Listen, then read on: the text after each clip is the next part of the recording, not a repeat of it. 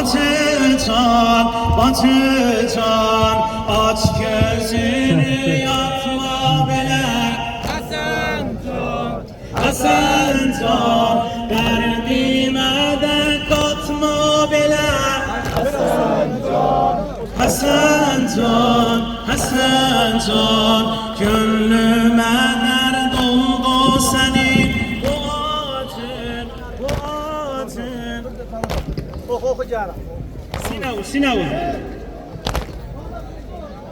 Gönlüme dert oldu senin bu acın, bu acın.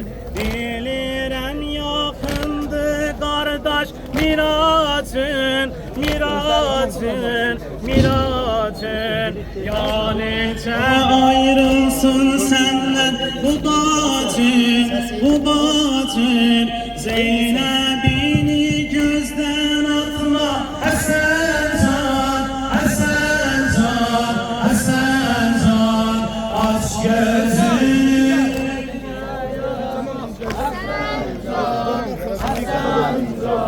Zeynep'i ağlatma bile Hasancan, Hasancan, Hasancan. Sen ağlarsan benim Zehra ağlıyor, ağlıyor. Gözlerimden kan yaş akar, çalıyor, çalıyor, çalıyor. Ahu vah eyleyip sine dağılıyor, dağılıyor.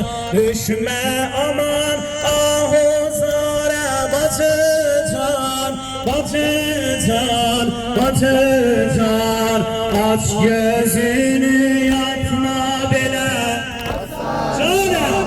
Hasancan. Ni ağlatma bile Hasancan, Hasancan, Hasancan. Kardeşim can yaman derde kalıpsan, kalıpsan. Sen bu derdi bilmem hardan alıpsan, alıpsan, alıpsan.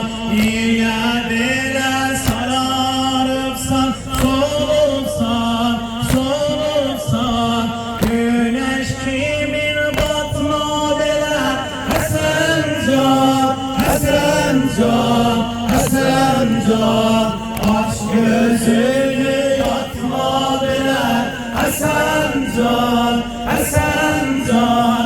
Zeynep'i ağlatma bile Hasancan, Hasancan, Hasancan.